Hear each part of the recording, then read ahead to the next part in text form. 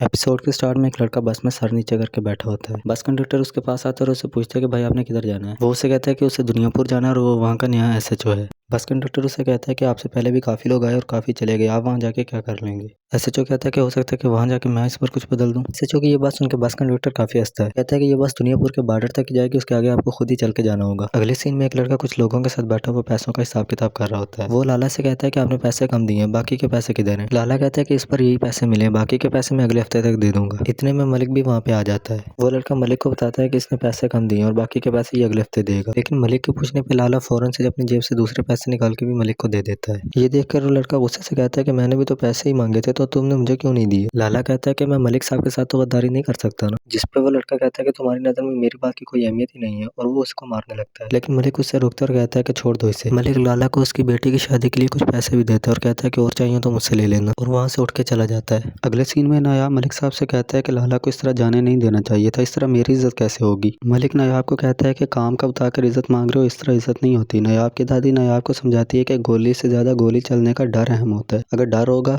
तो इज्जत भी होगी। नायाब गुस्से में वहाँ से चला जाता है। अगले सीन में नायाब अपने एक आदमी से बात करते हुए कहता है कि मलिक साहब सबको पैसे दे रहे हैं, इस तरह तो हम दुनियापुर पे कभी कंट्रोल नहीं कर पाएंगे। वो आदमी कहता है कि मलिक साहब को ये दुनियापुर आपकी वजह से ही मिला है, यह सबको पता है। आपके भाई को दुनियापुर में कोई दिलचस्पी नहीं है, तो एक दिन दुनियापुर आपके पास ही आएगा। दूसरी तरफ बस कंडक्टर एसएचओ को बताता है कि दुनियापुर आ गया, इसके आगे आपको पैदल जाना होगा। नायाब को फोन पर कोई एसएचओ के बारे में बताता है। नायाब कहता है कि उस एसएचओ को मेरे पास लेकर आओ। दूसरा आदमी नायाब को कहता है कि जल्दी काम खत्म करो और रेस का वक्त होने वाला है। एसएचओ वहाँ से पैदल जा रहा होता है कि नायाब के कुछ आदमी आकर एसएचओ को रोक लेते हैं। एक आदमी एसएचओ से कहता है कि चलो आज हवेली चलो, आज तुम्हारी मेहमान नवाजी उधर है। जिसपे एसएचओ काफी गुस्से में आ जाता है और कहता है कि मैं किसी के साथ नहीं जाऊंगा। एसएचओ की ये बात सुन के एक आदमी गोली चला देता है, जो कि एसएचओ के बहुत करीब से गुजरती है। वो आदमी कहता है कि इस बार तो बच गए हो, अगली बार नहीं बचोगे, और ये कहकर वो आदमी एसएचओ को लेकर वहां से चले जाते हैं। दूसरी तरफ रेस शुरू होने वाली होती है। नवाब का बेटा नायाब से कहता है कि तुम लोग आज भी हारोगे और धूल ही चाटोगे। ये बात सुन के नायाब गुस्से में खड़ा होता है और कहता है कि तमीज से बात करो, ऐसा ना हो कि नवाब का आखिरी बेटा भी मारा जाए। लेकिन नायाब का आदमी उसे रोकता है और कहता है कि शमीर अभी भी रेस में है, एक बार रेस जीत जाए तो इसे फिर देखते हैं। इतने में तमाम बाइकर्स वहाँ आ जाते हैं और थोड़ी देर में रेस शुरू हो जाती है। रेस काफी लंबी होती है, लेकिन रेस के एंड में शामिर के बाइक के सामने एक बच्चा आ जाता है, जिसकी वजह से शामिर गिर जाता है और रेस भी हार जाता है। नायाब अपने भाई को उठाता है और उसके कपड़े साफ करता है। नवाब का बेटा नायाब के पास आता है और शर्त हारने पर उसे धूल चाटने के लिए कहता है। नायाब शर्त हारा हुआ होता है, इसलिए मजबूरन उसे उसकी बात माननी पड़ती है और नवाब का बेटा वहां से चला जाता है। घर जाके वो अपने अब्बा को बताता है कि मलिक का बेटा आज भी हार गया और आज भी उसे धूल ही चाटनी पड़ी, जिस पर नवाब काफी खुश होता है। लेकिन नवाब की बीवी कहती है कि दरअसल धूल तो हम चाट रहे हैं, वो सारा दुनियापुर हमसे ले चुके हैं। जिस पे मलिक का बेटा कहता है कि अगर मलिक साहब मुझे अभी हुक्म दें तो सुबह यहाँ पे उनकी लाशें पड़ी होंगी। उसकी अम्मी कहती है कि तुमसे पहले भी 3 बेटे यही बात करते थे, लेकिन वो तीनों मर गए। मलिक कहता है कि तुम्हारी अम्मी बिल्कुल ठीक कह रही है, मैं 3 बेटे खो चुका हूँ, चौथा नहीं खोना चाहता, हमें भी मौका मिलेगा। मलिक का बेटा कहता है कि अगर आपको उनकी इतनी परवाह होती तो उनके बाद आप 3 शादियां न करते, और मौका बनाया जाता है, खुद नहीं आता। ये कह के वो चला जाता है। निम्रा शामिर को दवाई लगा रही होती है। शामिर कहता है कि मैं तंग आ गया उन चीजों से, मैं यहाँ से निकलना चाहता हूँ। इतने में मदीहा वहाँ आती है और निम्रा से कहती है कि तुम्हें ताई अम्मा बुला रही है,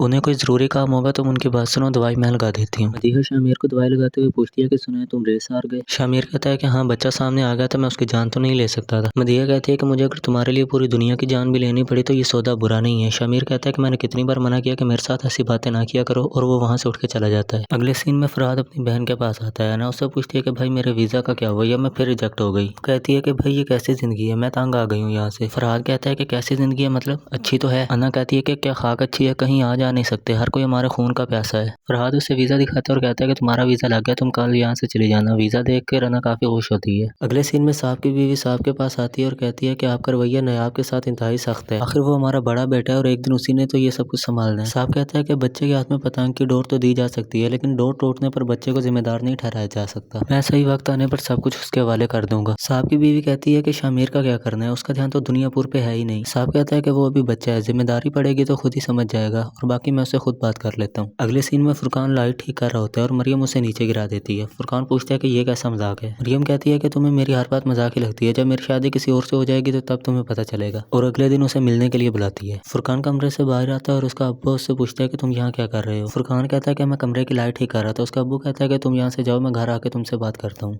शामिर अपनी दादी से कहता है कि यह कब खत्म होगा, इसका कोई फायदा नहीं है, इतने लोग अपनी जान से हाथ धो बैठे हैं। साहब शामिर को कहते हैं कि दुश्मन को जिंदा छोड़ने वाला बेवकूफ होता है, क्योंकि अगर उसे मौका मिलेगा तो वो आपको जिंदा नहीं छोड़ेगा। और तुम्हारी दादी अगर उन्हें माफ करती है तो मैं दुनिया पूरी उनके हवाले कर दूंगा। दादी कहती है कि माफी गलती की होती है, गुनाह की सिर्फ सजा होती है। साहब कहता है कि मैंने नवाब के तीनों बेटों को मार दिया, उन्हें मौका मिलेगा तो वो हमें भी मार देंगे, हमें बस तैयार रहना चाहिए। अगले सीन में नायाब लाला से बात करने के लिए जाता है और लाला कहता है कि मुझसे गलती हो गई, मुझे याद नहीं रहा कि पैसे मेरे पास हैं। लाला नायाब से माफी मांगते हैं और उसे एक बंदूक देता है और कहता है कि ये मैंने खास आपके लिए मंगवाई है। इतने में गाड़ी पे कुछ लोग आते हैं और आकर वहाँ पे हमला कर देते हैं। वो वहाँ काफी लोगों को मारकर अपनी गाड़ी पर वापस चले जाते हैं। नायाब जो कि वहाँ पे छुपा होता है, उनके जाने के बाद बाहर निकलता है और वो भी अपनी गाड़ी लेकर वहाँ से चला जाता है। अगले सीन में शामिर एसएचओ को ट्रक से नीचे उतारता है और उसके साथ बात कर रहा होता है। तभी शामिर गुस्से में वहाँ आता है और वहाँ से चाबी लेकर चला जाता है। शामिर नायाब को रोकने की कोशिश करता है लेकिन वो नहीं रुकता, तो शामिर भी उसके साथ गाड़ी में बैठ के चला जाता है। शामिर नायाब को समझाता है कि ये किसी और की चाल भी हो सकती है, आप ऐसा ना करें। नायाब कहता है कि और किसी में इतनी हिम्मत नहीं है, नवाबों के अलावा ये काम किसी और का नहीं हो सकता। नायाब अपने साथ कुछ आदमियों को लेकर जाता है और नवाब के हवेली पे हमला कर देता है। उसके रास्ते में जो भी आदमी आता है वो उसे मार देता है। नवाब को जब हमले की खबर होती है तो नवाब कहता है कि अब मेरा मौका आ गया है। उधर शामिर गाड़ी से उतरकर नवाब के घर की तरफ भागता है और खामोशी से नवाब के घर में दाखिल हो जाता है, जबकि नायाब एक धमाके की वजह से जख्मी हो जाता है। अना शामिर को देखते ही चाकू मार देती है और शामिर जख्मी होकर गिर जाता है। इतने में फरहाद नायाब के पास पहुंचता है और उससे पाँव से पकड़कर घसीटते हुए वहां से ले जाता है और यहीं पे एपिसोड खत्म हो जाती है।